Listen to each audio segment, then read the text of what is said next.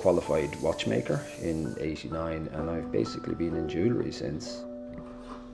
Found myself by accident actually getting into this industry, and the watchmaking training really helped, because it was a Swiss institute that was set up in Blanchardstown in Dublin, which is unfortunately gone now, but the level of training was second to none. And it's like you make something, and if it's wrong by 100th of a millimetre, you could do it again, and you do it again, and you do it again. And we hated it at the time, but in hindsight, anyone who's done it is really glad they've done it, because the precision it gives you, the rest of life is easy after that, you know.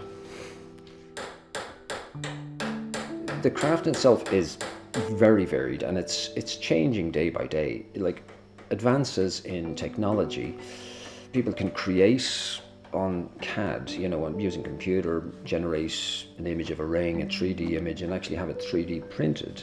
They can do amazing stuff on that. I don't tend to use that myself. I'm actually going the other way, and going a little bit retro.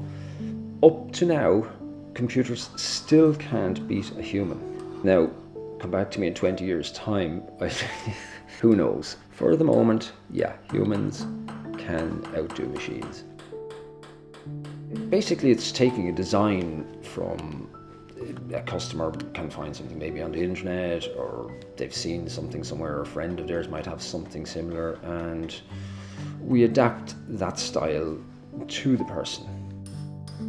Quite a lot of basic hand tools, hammers, files, saws, torches, you know, it's pretty basic. It's just using basic core skills that you have to develop over the years. The beauty of it being metal, like metal it's pretty much like liquid in that it can be manipulated. Like if you take platinum, for instance, that became a strategic metal during, I think it was the Second World War, and the craft of working with platinum was lost. It's not too dissimilar to goldsmithing, but it's a different set of rules apply. You must be meticulously clean with it, because otherwise you'll get shading and different types of effects, undesirable effects. So it's pretty much, it's like surgery at times to using platinum, but it's a pretty cool metal, you know. If you get a platinum wire and bend it, like see the way my glasses will spring back? If you bend platinum, it just stays bent. So when you, say, set a stone, and you put the claws over that stone, it stays on it, and it has this amazing ability to smear itself onto a diamond. Diamonds operate by light, and it's picking all the correct measurements. Like we go down to 1/10 of a degree at times between crown angles and pavilion angles, all that type of thing. And it's quite amazing how even the eye will pick up on the differences in a very fine stone. Like I have my daughter Emma is a very promising jeweler coming along, and you know, hopefully she'll find her way in the world doing this. It's a difficult craft, and it will take her years.